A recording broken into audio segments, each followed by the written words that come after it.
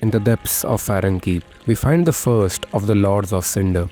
But when we enter the arena, something is clearly wrong.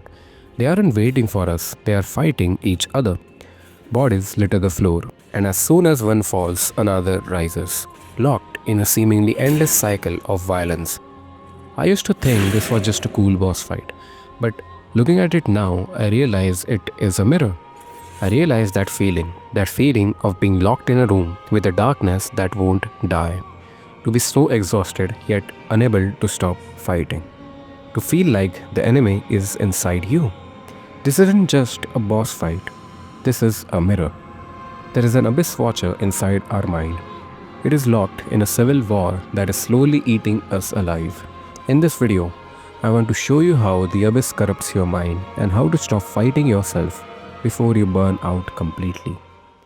To understand the war in our heads, we must first understand the enemy, which is the Abyss.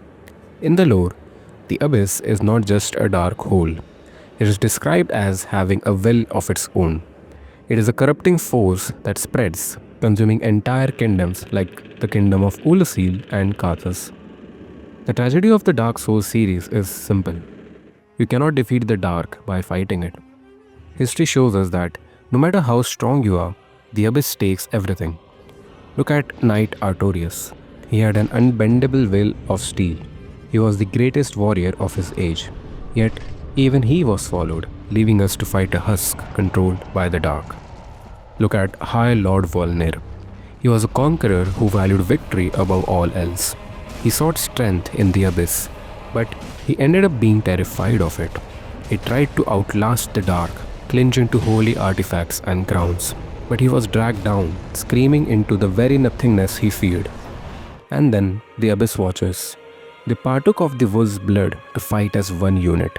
They were the legacy of Artorias. But the irony is tragic.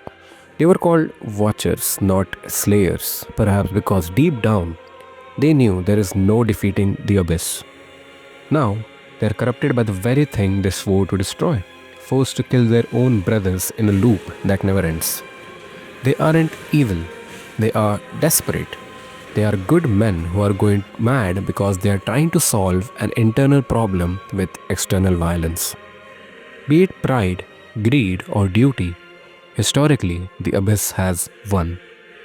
Now, let's get into the important part, which is what is the mind and what is its connection to the Abyss? The mind is that which thinks, feels, perceives, imagines, remembers, and wills. Well, then, what is the power of the mind? It is the profound influence our thoughts, beliefs, and mindset have on our reality. It's a force that allows us to interpret the world, affect our perception of pain, drive our actions, and even manifest positive or negative outcomes. But with power comes responsibility.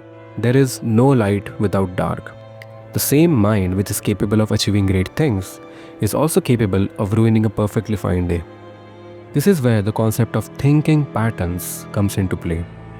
They are the habitual ways in which we process information, make judgments, and interpret events. The Abyss in Dark Souls is bottomless. It lacks substance. It turns on itself. This is exactly what overthinking is. And this is where the story becomes yours. Overthinking is the spiral of pessimistic thoughts that leads nowhere. It is the lack of purpose that leaves you freezing in place. It is the lust, the envy, and the self-doubt that feels immeasurable and overwhelming. And like the Watchers, your reaction is violence. You hate the anxiety, so you fight it with frustration.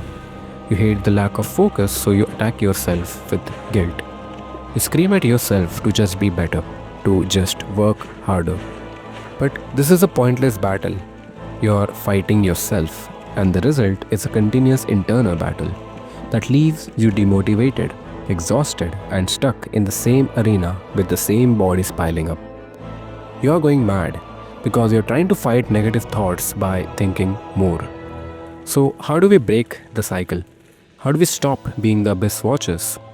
The answer lies in managing your mental state. First is being conscious of your own thoughts. The Abyss thrives in the dark. It thrives when you are on autopilot. The moment you notice a negative spiral starting, you must become conscious of it. Stop fighting it without knowing how to. Just observe it. Be conscious of the wrong thought patterns. Now, you need to add positive feedback loops. When you do something right, no matter how small it is, reward your mind. Signal to your brain that this is the path away from the dark. Treat your mind like a muscle that needs to be trained, not an enemy that needs to be slayed. You need to build a way out.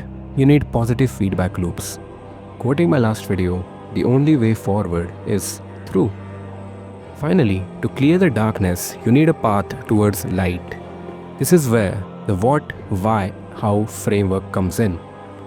So, now that you have become conscious of your thoughts and started rewarding the good ones, you now need to move forward. Ask yourself, what am I feeling? Why am I feeling it? And how do I move one step forward? This is what keeps you from going back into the abyss. Treat your mind like a terrifying, powerful thing that needs to be understood, not an enemy that needs to be conquered. Because I know that for many of you watching this, you are between the ages of 18 and 30. We are fighting for our future, our career, and our identity. This is the era of life where the abyss feels the deepest, and honestly, it is sometimes even terrifying. But remember the lesson of the Watchers. The tragedy wasn't that they faced the dark. It was that they let the fight consume their identity. If this video helped you clear your mind, I'll be grateful if you could share that experience in the comments down below. I'll try my best to reply to each one of you so that we can have meaningful conversations. Sometimes just writing your heart clears your mind. And I would be grateful that my channel can be such a place for people to rest for a while. With that, I have a special outro for you. Hope you like it. I'll see you in the next one. Take care.